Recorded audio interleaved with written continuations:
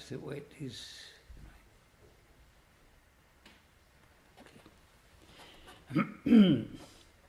Om Asato Ma Sadgamaya Tamaso Ma Jyotirgamaya Mrityoramamritam Gamaya Avir Maedhi Rudrayate Dakshinamukam Te Namam Pai Nityam.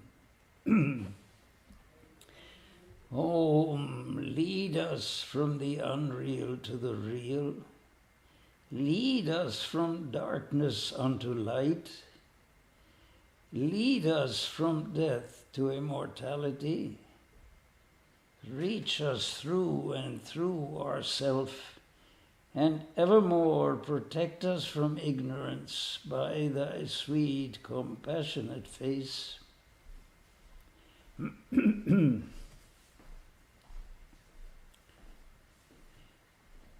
Swami Vivekananda, the poetry of Swami Vivekananda. Now, in order to put the subject in context and in order to be able to properly reach the depths of this subject, the poetry of Swami Vivekananda, we should put it in the context of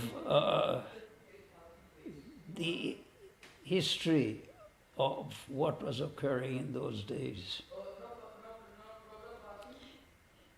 And in order to, the best way to do that really is to quote from an article that Swami Vivekananda himself wrote, which was actually put into the, by Swami Sardananda, into the center of his biography of Sri Ramakrishna, which is called Sri Ramakrishna the Great Master, and which Swami Chaitananda has again translated. In the center of that biography, there is this article that was inserted, this article which is actually written by Swami Vivekananda himself. And in it he says certain very significant things about the event, the advent of Sri Ramakrishna, and by implication the significance of his own role in it. So we cannot really understand or appreciate where Swami Vivekananda is coming from, not only in his talks and in his many activities, but also in his poetry, unless we put it in the context of that he himself, that Swami Vivekananda himself phrased so expertly and so fully in that writing which has been put at the center of the biography of Sri Ramakrishna. And he starts off by saying that describing the how this world is run and how this world is established and what is it that is to guide this world. And he talks about the scriptures as being the guides to how one should navigate one's life in this world and how one should think about the development of affairs in this sphere. And he makes this point that, I will quote here, truth is of two kinds. First of all, that which is perceivable by the five senses of human beings and is deductible therefrom by inference. That's the first kind of truth which we're all familiar with. The second kind of truth is that which is perceivable by the subtle powers arising from yoga. That is something that is not generally understood. It is accepted by many people who practice yoga. It's accepted in some form or other, but the crucial importance of that is not understood. Namely, the fact that by yoga, a totally different appreciation of this life, of this universe, of the role of consciousness in our undertakings, of all these deeper questions, is part of, or is essential to our understanding of this life. That one cannot understand this life unless one understands something about what went before, or what in general goes before this life, and what comes thereafter. So in order to understand Swami Vivekananda's poetry, we have to understand something of the impetus that brought this poetry forth. And he makes that very strong distinction that that which is derivable from the senses and from general ordinary human conditions is one type of knowledge, but there is another kind of knowledge that is derivable from yoga, that is from deeper spiritual practice, from prayer, from devotion, from selfless work, from the different portions of the yoga philosophy. If we simply derive our inspiration, which gives rise to poetry, from the things of this world, that gives rise to one type of feeling, one type of conception. But if we add this other aspect to it, one can expect and one can look for a vast array of additional factors that are important in understanding the poetry of Swami Vivekananda. So, for that, one has to go a little bit into the history, into who Sri Ramakrishna thought Swami Vivekananda was. That is an extraordinary story, because Sri Ramakrishna told that he, at one time, he found that his mind was ascending into a very abstract, very holy, very sacred realm, in which he found, this is how he describes it, he found himself in a region, going to the edge of the region of form, and then transcending into the region of the formless, which is at the heart of everything that has form. Now, that is one of the basic Vedantic ideas, that everything that is changeable has at its core a reality that is unchangeable, that is eternal. And the goal of human life is to perceive within, or at the heart of the changeable, that which never changes. And by absorbing ourselves into that which never changes, we reach that within, that which is within us also unchangeable. So we become absorbed into the eternal by being aware of the reality of the eternal at the heart of everything that is non-eternal. So that is how the essence of Vedanta comes into a practical significance in our life. Now, this is not something that is simply a theory, or it's, why am I bringing this in so specifically? Because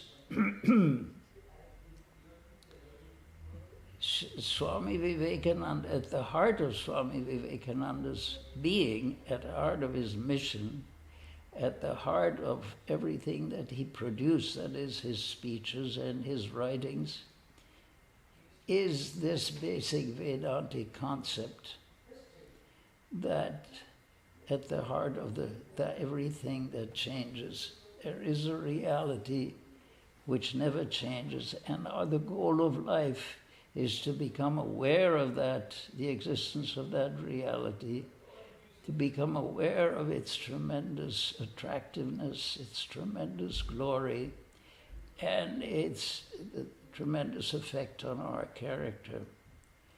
And that is the goal toward which we are urged to work. Now, this is not just a theoretical thing. In other words, Swami Vivekananda is not to be considered as a phenomenon like a meteor that appears in the sky and burns for some time, is highly spectacular, and eventually it burns itself completely and disappears, and that's the end of it. That is not what has happened, as a matter of fact. So we're studying Swami Vivekananda's ideas not only because he calls our attention to the ancient truths of the Upanishads, of the Vedanta, but because he had actually started a movement, or you could say, if he did not absolutely start it, he certainly gave it a major encouragement at the beginning of or at the end of the 19th century, the idea of yoga as being an additional method, an additional source of information, of knowledge, of experience, of reality, an additional pathway for human beings, an additional rephrasing, you could say, of the spiritual realm.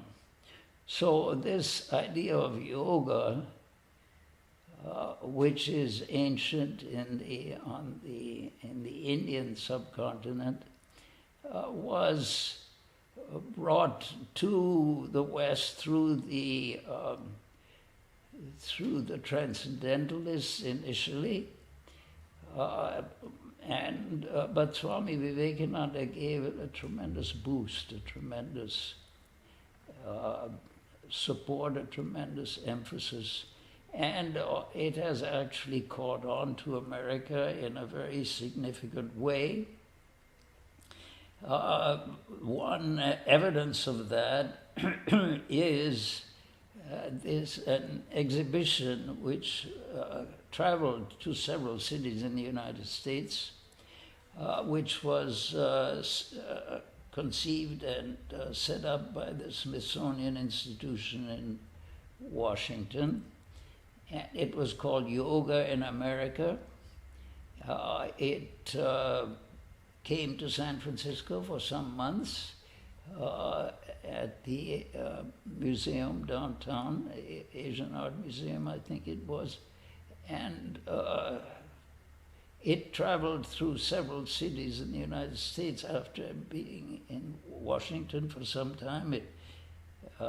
In San Francisco, it then went to Cleveland, I think. Anyway, it was a national touring exhibition of different aspects of yoga and its effect on American life. Swami Vivekananda, in that exhibition, was given a very prominent role, if not the most prominent role, for having encouraged that idea of yoga and the practice of yoga in a big way. And so it has, and as of course we can see everywhere, yoga studios and all these things, the people who are practicing it all may only be aware of certain aspects of that, but nevertheless the basic ideas underlying this practice have gone into the mainstream in America, so it's no longer a peripheral question, Swami Vivekananda, why should we be interested in these things? It seems like almost just a simple one particular religious affiliation advocates it, and the rest is, and it's peripheral to everything else. It has actually become quite central, even though the probably clarity has not been achieved in that, but it has now become actually a household word. So what we're talking about, the poetry of Swami Vivekananda and what it's trying to establish in this way is something that is quite central to our American society and its development. Now, at the heart of that, at the heart of Swami Vivekananda's teachings is always Sri Ramakrishna. And one cannot understand anything that Swami Vivekananda did or wrote unless one has some concept of his conception of who Sri Ramakrishna was. Now, this is what he had realized and fully understood and fully accepted and was propagating. We may or may not accept that as for ourselves, but we cannot deny its importance in his life and its importance in the work that he created. So, and in this, he actually, so at the back of Swami Vivekananda, which is again an introduction to his poetry, one has to know a little bit about his history, because this is actually an important factor in examining the things that he wrote.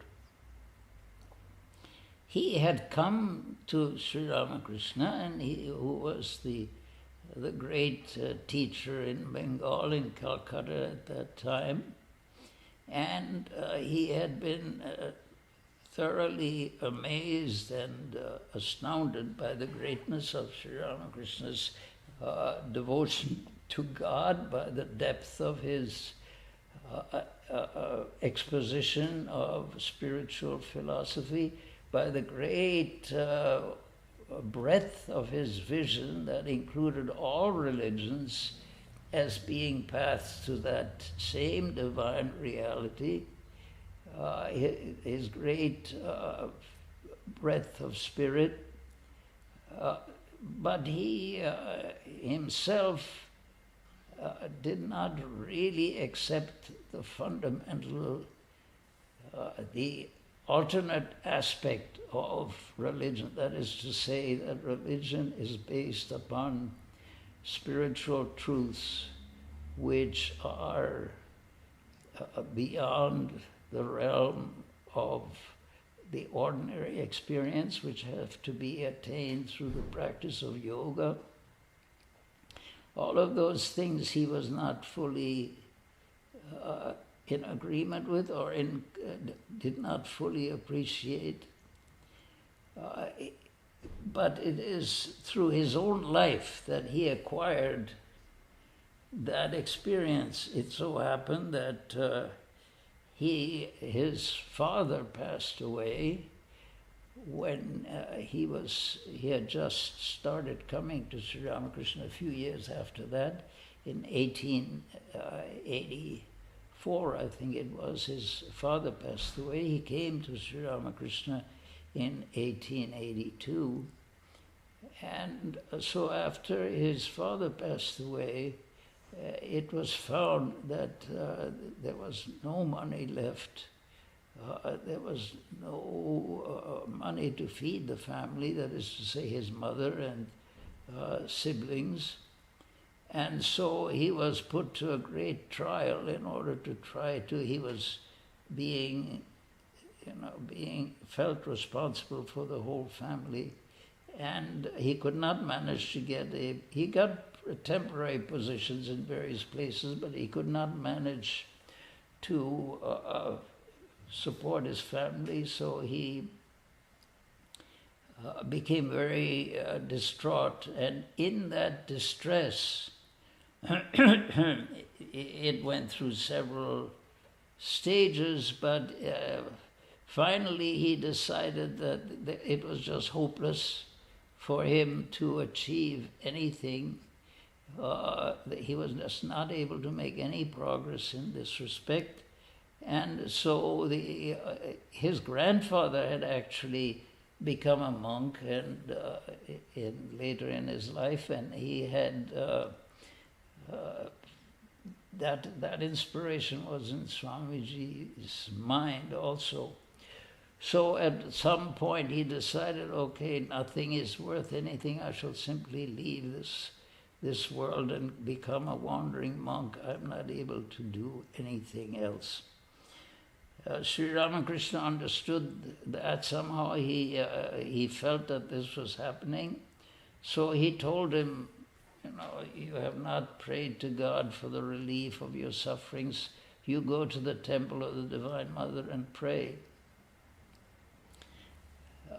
Swami Vivekananda went, and it's a fairly long story. He went several times and so forth. But the point is, at that point, he actually perceived the reality of God, that God was no longer for him, was not an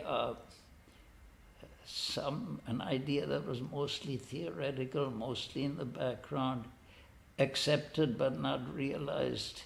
He had actually realized the presence of God. He had realized that behind this universe there was that infinite consciousness, infinite knowledge, infinite wisdom, infinite will, which was at the core of everything.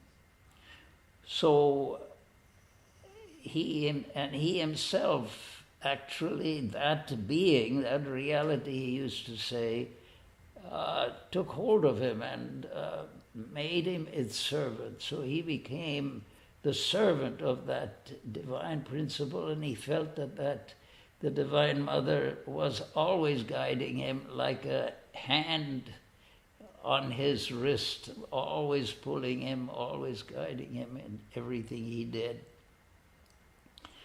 So all of these things we have to remember when we read the poetry of Swami Vivekananda. He had himself suffered a great deal, and he had understood some of the terrible aspects that could occur in the course of a lifetime. And he had also at the same time, through Sri Ramakrishna's power and grace and help, he had achieved the final realization, the ultimate realization described in the Vedanta. So he knew all of life from its very most fundamental to its farthest reaches. He had plumbed the depths of everything. And because of that, his whole mind and spirit and consciousness were attuned to, one could say his mind was attuned to the total vastness, the total extent of human experience. From the simplest to the most complicated, from the most abstract to the most precise, from every aspect of human life, he had in his own life actually experienced. And so his understanding, his heart, his feelings, his emotions, his everything was at one with humanity. It is said that in a way, Swami Vivekananda was an incarnation not of God but of man, and that he understood the problems of mankind in a depth and with a sincerity that were truly fundamental and unusual. So with that as a sort of a prelude as to how one should consider the poetry of Swami Vivekananda, we can examine some of that. And of course, he composed two basic hymns which we sing in many of our services, which are sung by the monks of the Ramakrishna order, and by devotees of the Ramakrishna order all over the world. And one of these is called Khandana Bhavabandhana, which is a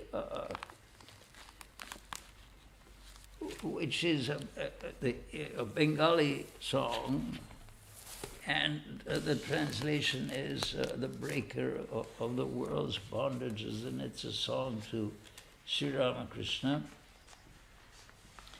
a breaker of the world's bondage. That is to say, you could say he is the captain.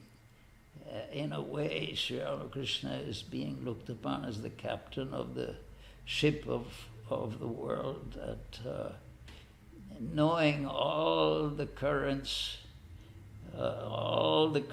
in this harbor of life, he was able to, he is being lauded as one who had tested everything to its very depth and had come back to report to the world these results and this great understanding. Now, there is one hymn which anyway is extremely beautiful and extremely significant,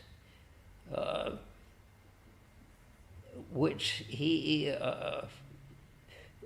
hymn that describes the profound experience, the highest spiritual experience that Swami Vivekananda had, which is this Nirvikalpa Samadhi, which is considered the experience beyond all experiences in the spiritual realm traditionally.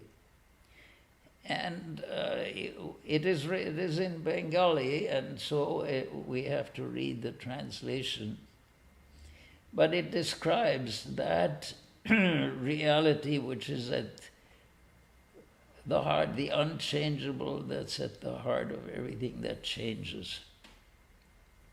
Lo, the sun is not, nor the comely moon, all light extinct in the great void of space, floats shadow-like the image universe. In the void of mind involute, there floats the fleeting universe, rises and floats, sinks again, ceaseless in the current I. Slowly, slowly the shadow multitude entered the primal womb and flowed ceaseless, the only current, the I am. Lo, 'tis stopped, even that current flows no more. Void merged into void, beyond speech and mind. Whose heart understands, he verily does. On the other, you could say, end of the devotional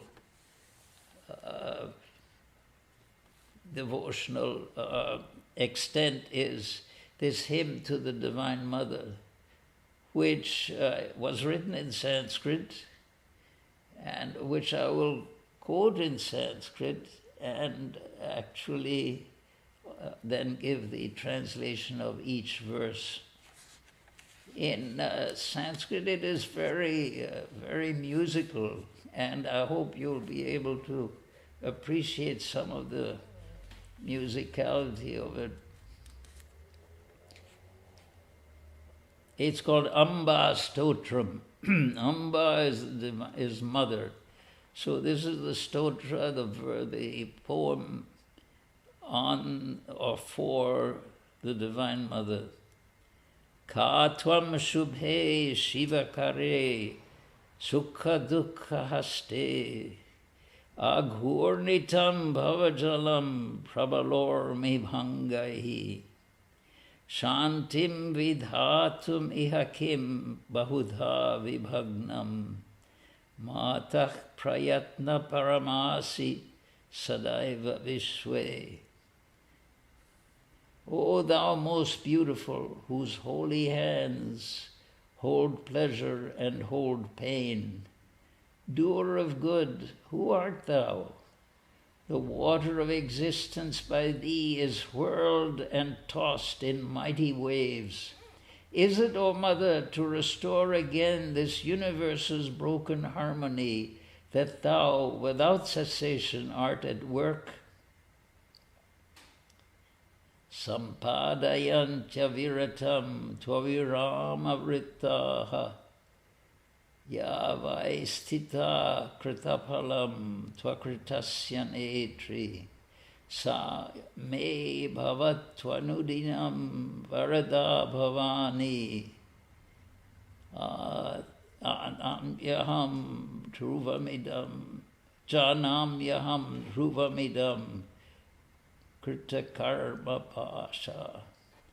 O may the Mother of the universe, in whose activity no respite rests, incessantly distributing the fruits of action done, guiding unceasingly all action yet to come, bestow her boon of blessing on me, her child, forevermore.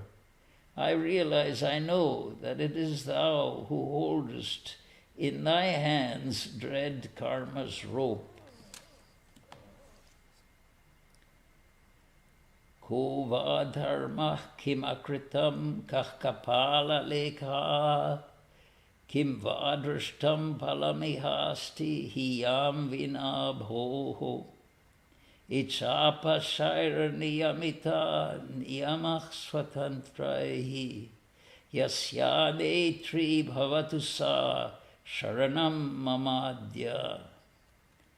Is it inherent nature, or is it something uncreate? Or is it destiny, some unforeseen result?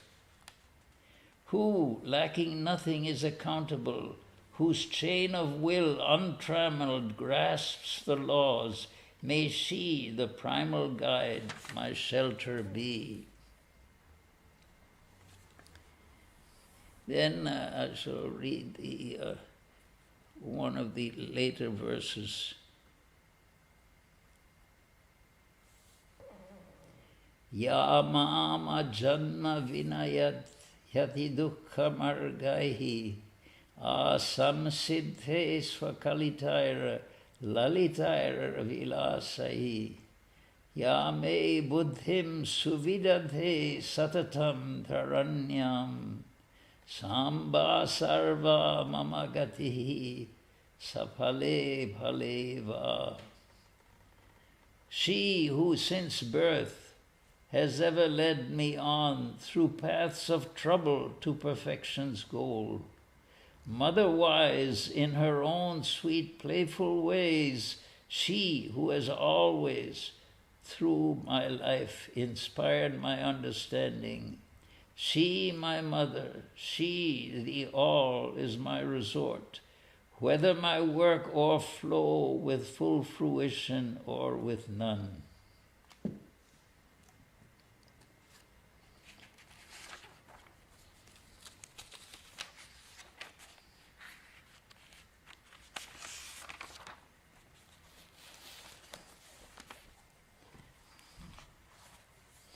Then to Sri Ramakrishna he has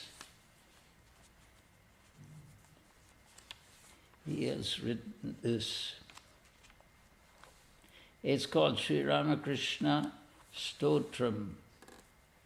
Achandala pratihatarayo yasya prema pravaha lokatito pyaha najahao loka kalyana margam Trilokyepya pratima mahima janaki pranabandho bhaktya jnanam vritavaravapuhu sitaya yohi ramaha. He who was Sri Rama, whose stream of love flowed with relentless might even to the Chandala. Oh, whoever was engaged in doing good to the world, though he was himself superhuman by nature, whose renown there is none to equal in all the three worlds, who was Sita's beloved, whose body of knowledge supreme was covered by devotion, sweet in the form of Sita. Sabdhi kritya pralaya kalitam vahavotam mahantam hitva ratrim prakriti sahajam andhata misra mishram geetam shantam madhuram apiyaha simhanadan jagarja soyam jata prathita purusho Ramakrishnas tvidanim. He who quelled the noise terrible like that at the end, at the time of destruction, arising from the battle of Kurukshetra described in the Gita, who destroyed the terrible yet natural night of ignorance of Arjuna, and who roared out the Gita sweet and appeasing, that renowned soul is born now as Sri Ramakrishna. Shakti samudra samutta tarangam darshita prema vijrimbhita rangam samshaya rakshasa nasha mahastram yami gurum sharanam bhavavaidyam. I surrender myself to my Guru, the physician, for the malady of samsara, that is relative existence, who is, as it were, a wave rising in the ocean of power, who has shown various sports of divine love, and who is the weapon to destroy the demon of doubt. Advaya tattva samahita chittam projvala bhakti patavrita vrittam karma kalevram adbhuta cheshtam yami gurum sharanam bhavavaidyam. Naradeva Deva Jaya Jaya Naradeva Naradeva Deva Jaya Jaya Naradeva. I surrender myself to my Guru, the physician, for the malady of this relative existence, whose mind ever dwelt on the non-dual truth, whose personality was covered by the cloth of supreme devotion, who was ever active for the good of humanity, and whose actions were all superhuman. May his name be ever victorious.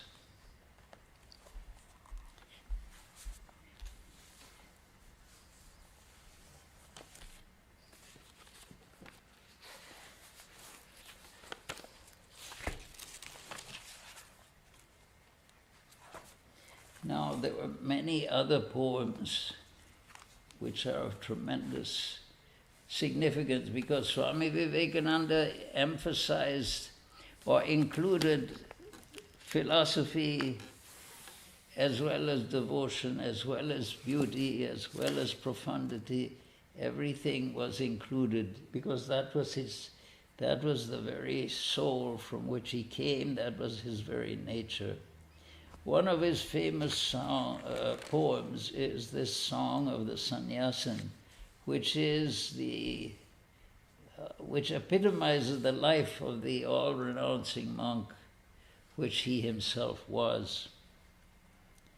Wake up the note, the song that had its birth, far off where worldly taint could never reach, in mountain caves and glades of forest deep, whose calm no sigh for lust or wealth or fame could ever dare to break, where roll the stream of knowledge, truth, and bliss that follows both.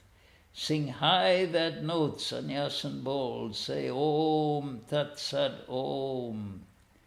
Strike off thy fetters, bonds that bind thee down, of shining gold or darker, baser ore. Love, hate, good, bad, and all the dual throng.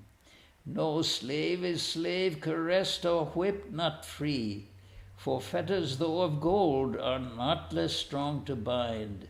Then off with them, Sannyasin bold, say Om Tat Sat Om. Let darkness go, the will-o'-the-wisp that leads with blinking light to pile more gloom on gloom. This thirst for life forever quench.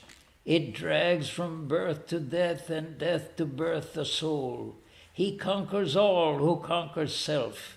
Know this and never yield, Sannyasin bold. Say Om Tat Sat Om. Who sows must reap, they say, and cause must bring the sure effect. Good, good, bad, bad, and none escape the law. But whoso wears a form must wear the chain. Too true, but far beyond both name and form is Atman, ever free. Know thou art that, Sannyasin bold, say Om Tat Sat Om.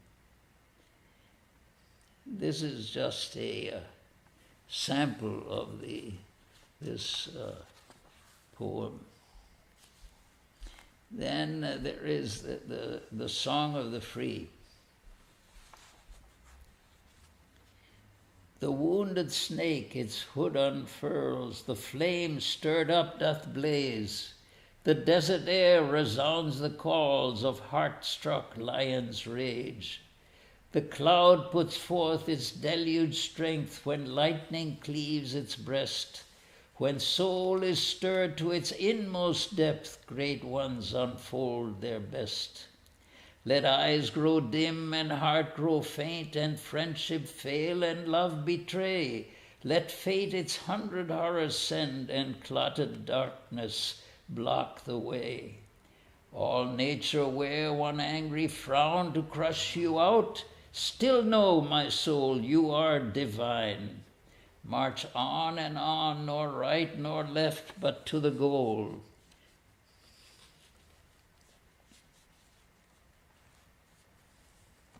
Nor angel eye, nor man, nor brute, nor body, mind, nor he, nor she. The books do stop in wonder mute to tell my nature, I am he. Before the sun, the moon, the earth, before the stars or comets free, before even time had had its birth, I was, I am, and I will be. The beauteous earth, the glorious sun, the calm sweet moon, the spangled sky, causation's laws do make them run. They live in bonds they die. And mind its mantled dreamy net casts o'er them all and holds them fast. In warp and woof of thought are set her earths, hells, and heavens, or worst or best. No, these are but the outer crust, all space and time, all effect, cause. I am beyond all sense, all thought, the witness of the universe. Not two nor many, 'tis but one, and thus in me all ones I have. I cannot hate, I cannot shun myself from me, I can but love. From dreams awake, from bonds be free, be not afraid. This mystery, my shadow, cannot frighten me. Know once for all that I am He.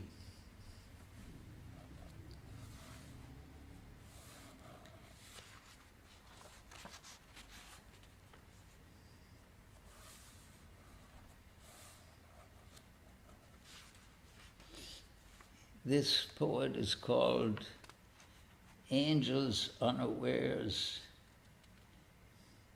One bending low with load of life that meant no joy but suffering harsh and hard, and wending on his way through dark and dismal paths without a flash of light from brain or heart to give a moment's cheer, till the line that marks out pain from pleasure, death from life, and good from what is evil was well nigh wiped from sight. Saw one blessed night a faint but beautiful ray of light descend to him. He knew not what or where from, but called it God and worshipped. Then looking back on all that made him kin to stocks and stones, and on to what the world had shunned him for, his fall, he blessed the fall, and with a joyous heart declared it blessed.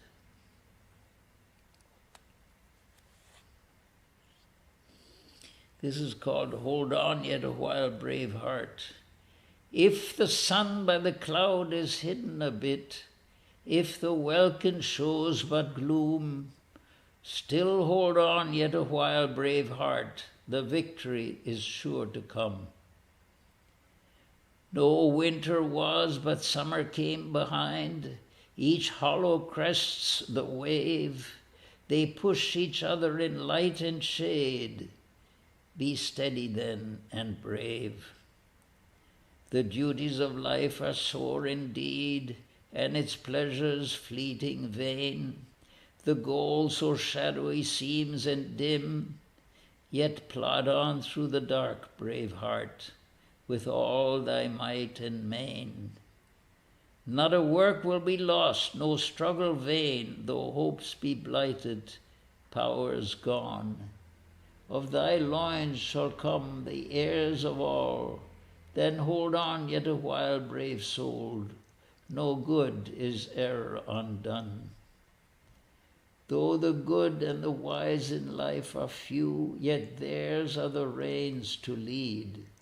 The masses know but late the worth, heed none and gently guide.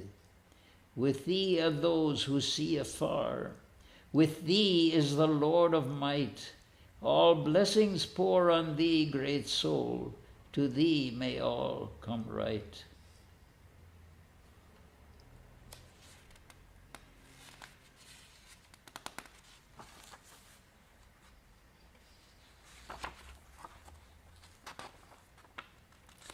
This is a poem which Swami Vivekananda wrote in 1898.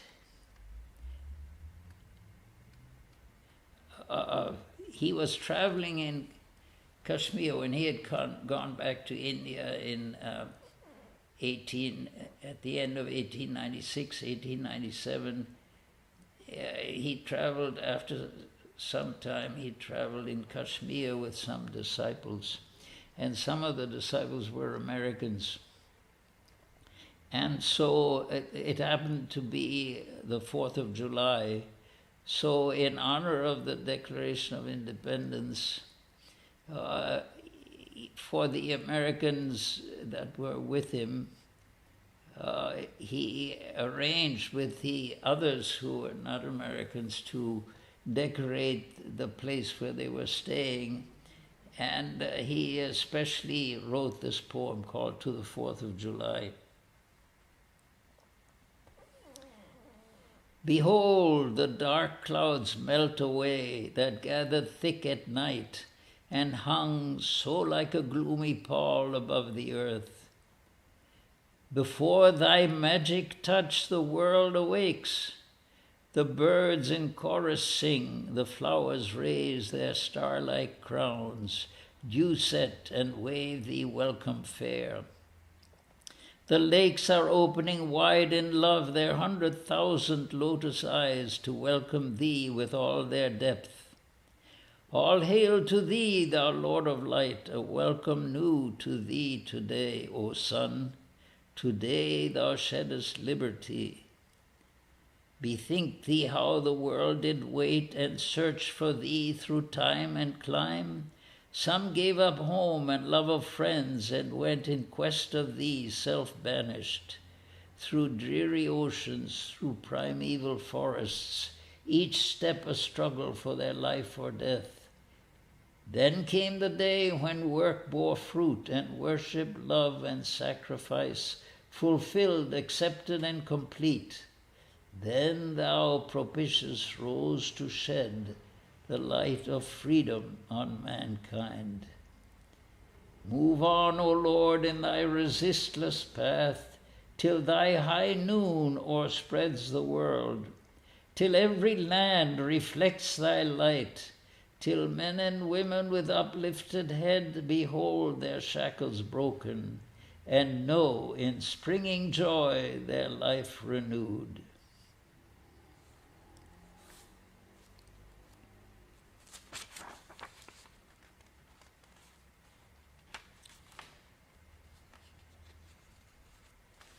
There's a very short poem. I look behind and after and find that all is right. In my deepest sorrows there is a soul of light.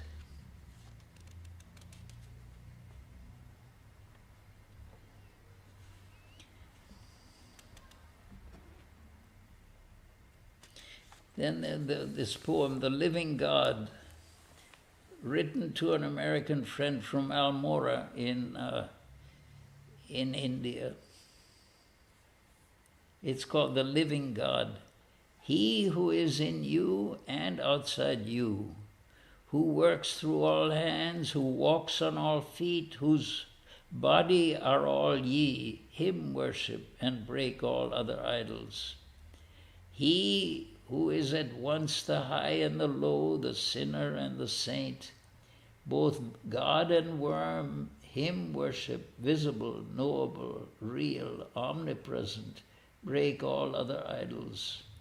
In whom is neither past life, nor future birth, nor death, in whom we always have been and always shall be one, him worship, break all other idols. Ye fools who neglect the living God and his infinite reflections with which the world is full, while ye run after imaginary shadows that lead alone to fights and quarrels, him worship, the only visible, break all other idols.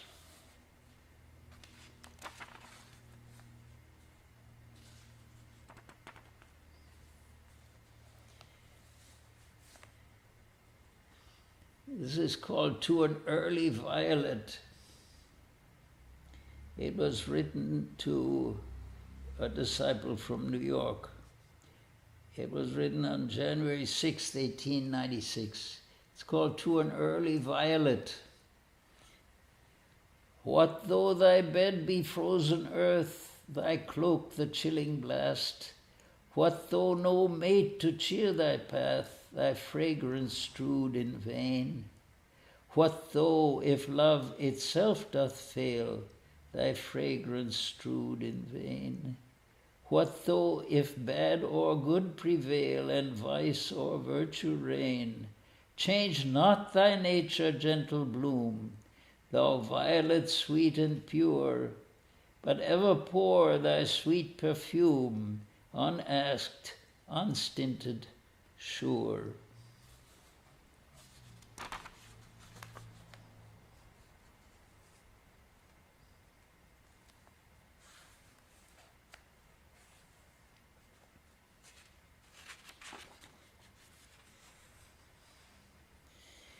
This is called the cup. This is your cup, the cup assigned to you from the beginning. Nay, my child, I know how much of that dark drink is your own brew, of fault and passion ages long ago, in the deep years of yesterday, I know. This is your road, a painful road and drear.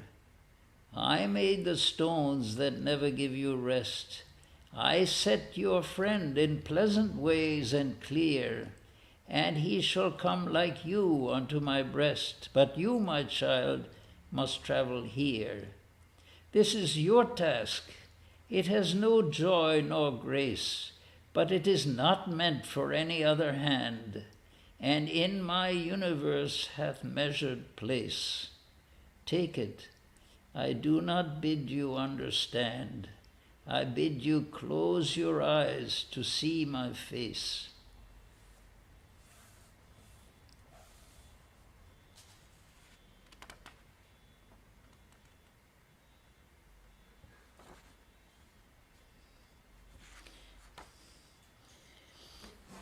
This is a translation from the very famous hymn of creation from the Rig Veda, the 10th Mandala, verse 129.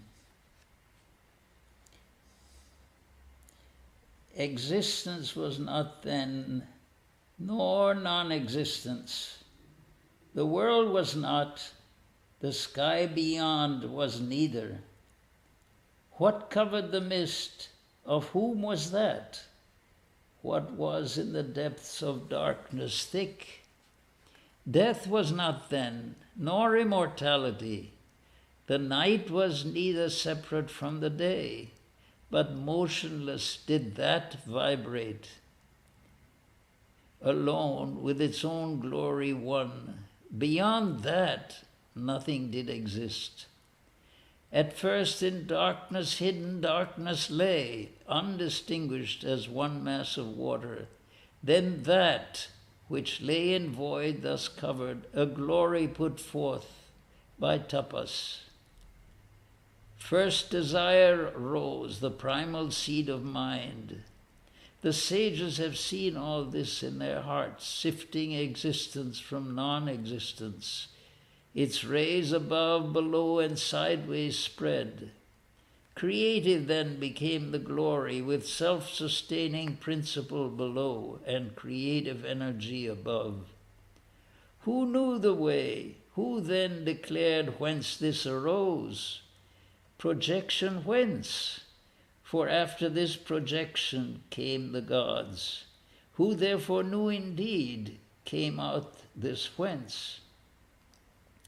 This projection whence arose, whether held or whether not, he, the ruler in the supreme sky of this, he, O Sharman, knows, or knows not he perchance.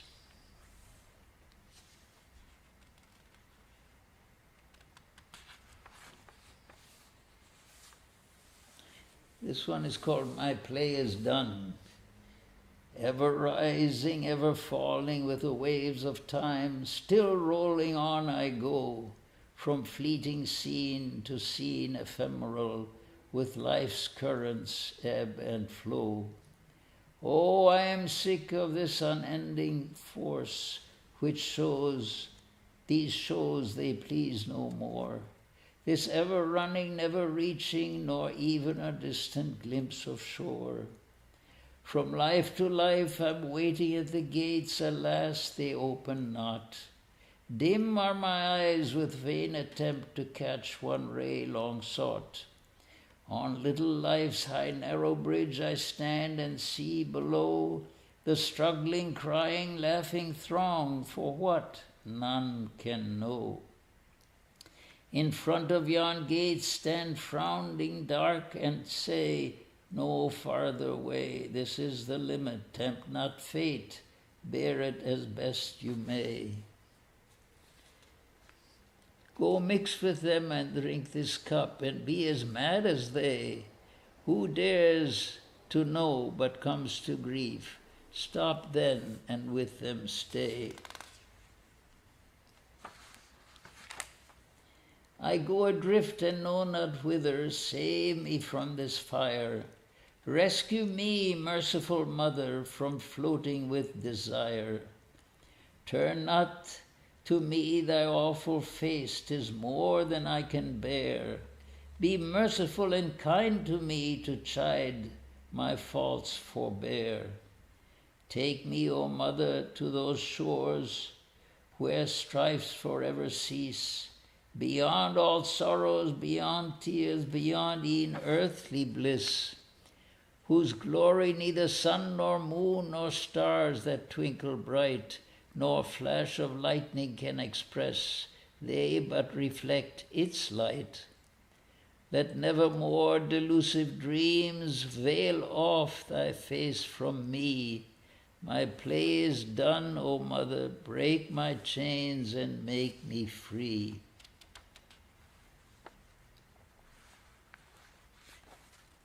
This is called peace.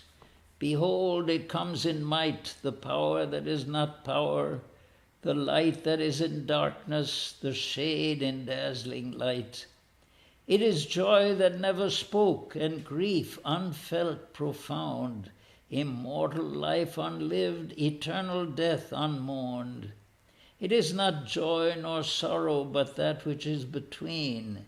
It is not night or morrow, but that which joins them in. It is sweet rest in music and pause in sacred art, the silence between speaking, between two fits of passion, it is the calm of heart. It is beauty never seen and love that stands alone. It is song that lives unsung and knowledge never known. It is death between two lives and lull between two storms, the void whence rose creation and that where it returns. To it the teardrop goes to spread the smiling form. It is the goal of life, and peace its only home.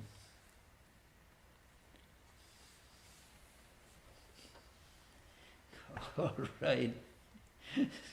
So now we can have a little interaction if you like.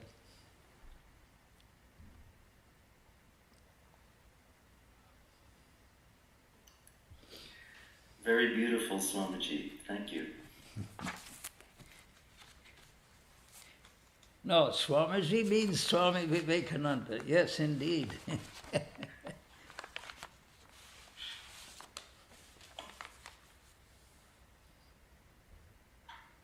Good morning, Swami Vedananda. Yes, yes. I wanted to ask you if you drew these poems from one source, or were they a lot of different books or sources? Well, basically one source, but I mean there are some others too, but most of them are in this. It's a small book called Poems, published by of Swami Vivekananda, published by Advaita Ashrama, and I think we do have that in our bookstore, so you could probably order it online, I think. There are many more. I just chose a few He actually wrote quite a few poems. The poem about Sri Ramakrishna, the word Chandala was in there. Yes, What is Chandala? Chandala is a very low caste in the Indian tradition. And it refers to Rama because the part of that poem, that particular verse, Achandala Pratihatarayo, that means whose love flowed down even to the people who are considered the lowest and most, you could say the most unworthy, most unproductive, most primitive, whatever adjective you want to say. That, in other words, the love of Rama, because Rama, the story of Rama is that this very low person from a very low status in life was extremely helpful to him and helped him cross a river, helped him in a very difficult part in his life. And Rama was the incarnation of God at that period, blessed him. So the song says that his love flowed, that being whose love flowed down to the very lowest, most despised, most neglected of beings, that was the personification of Rama. And Sri Ramakrishna is considered as another manifestation of Rama and Krishna. So that's why the word Chandala was used there. It's part of this poem. Great. One last question. For those of us that are seekers on the spiritual path, do you think that we should be concentrating on the poetry of saints like Swami Vivekananda and other Indian saints that wrote a lot of devotional poetry and wrote about their teachers and things like that, to the exclusion of more worldly poetry? Or do you think it's okay to read both? The thing is, what we're trying to achieve an inspiration. I mean, the poetry idea is two things. One is it's an expression of our experience of higher love, higher beauty, higher emotions, those exalted feelings that we get at times.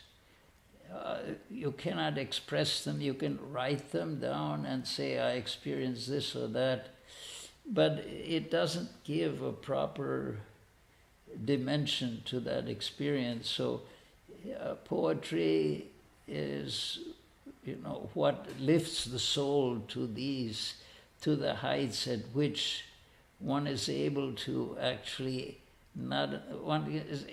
emphasize, because just the words themselves, the actual meaning of the words is not enough to really convey the meaning of exaltation that the people felt who were writing this poetry. So poetry is useful for that. It's very helpful for that. Song, music has traditionally been seen as being extremely helpful for that. So all these things are helpful to raise the higher emotions in us.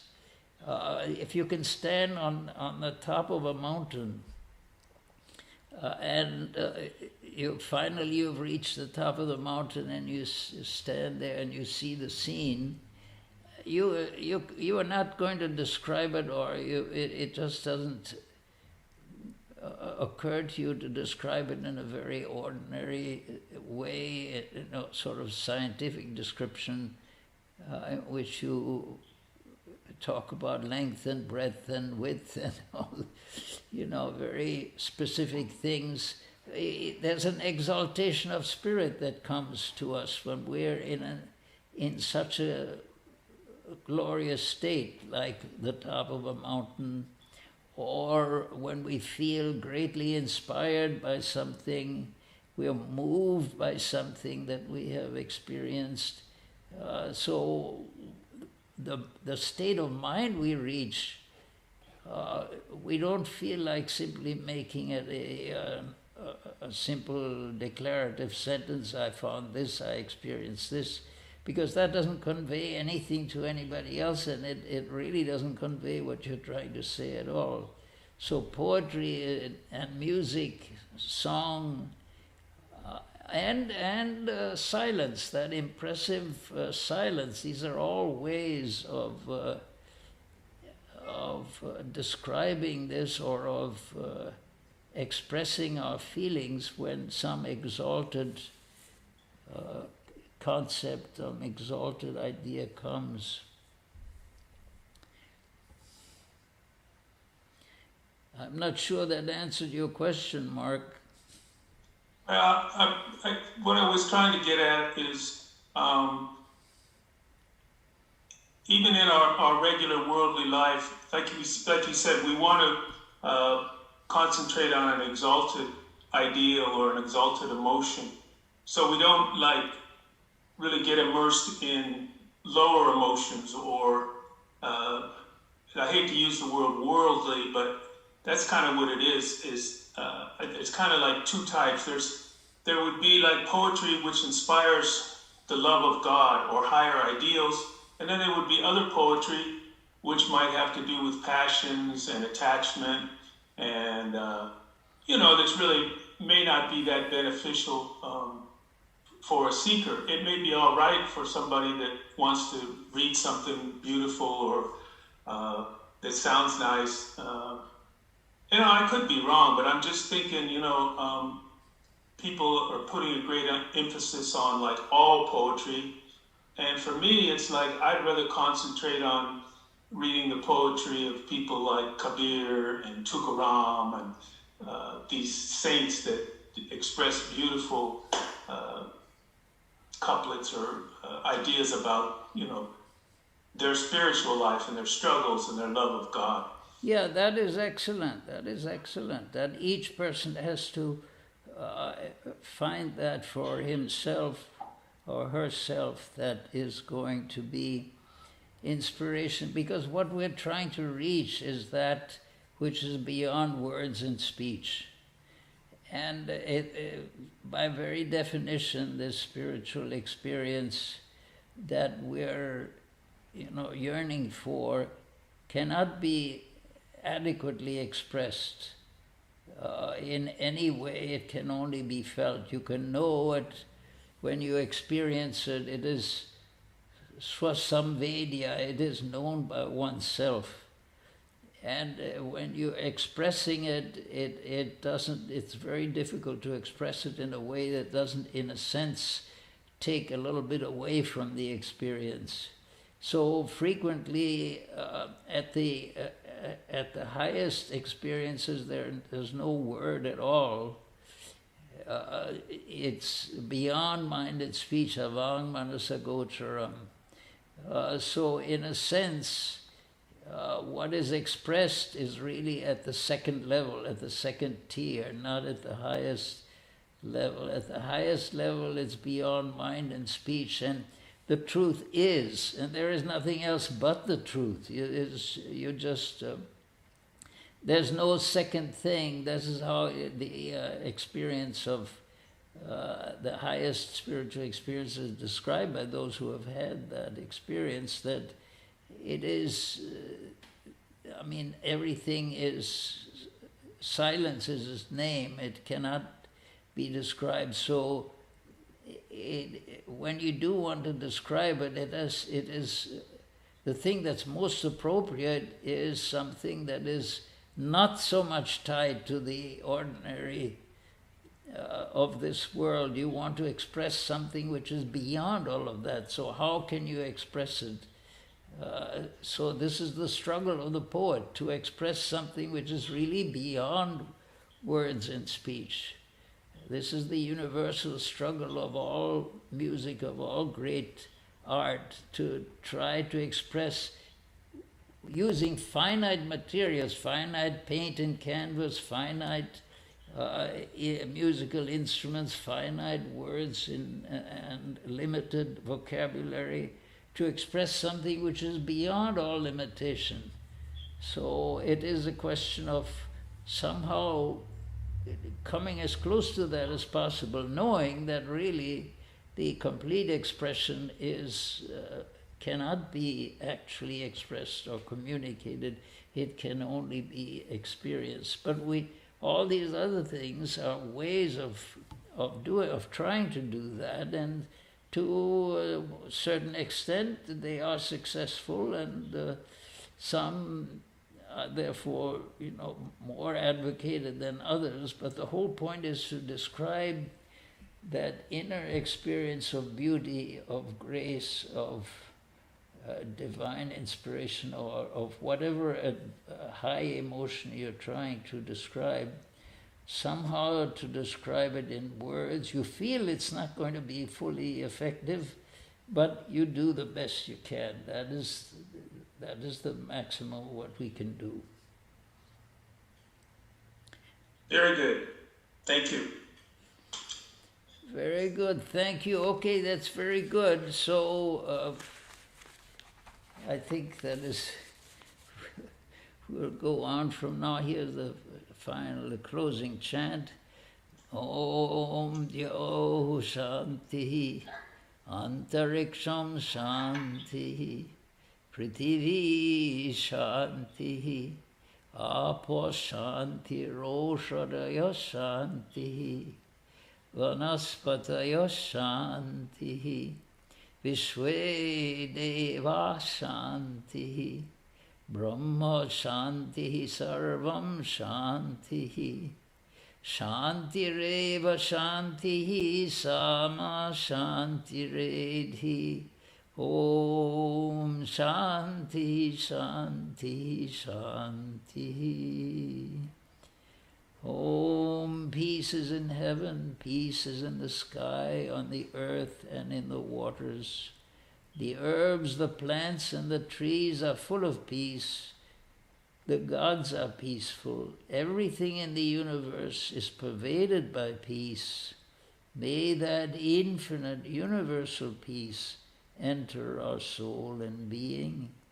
Om, peace, peace, peace be unto us all.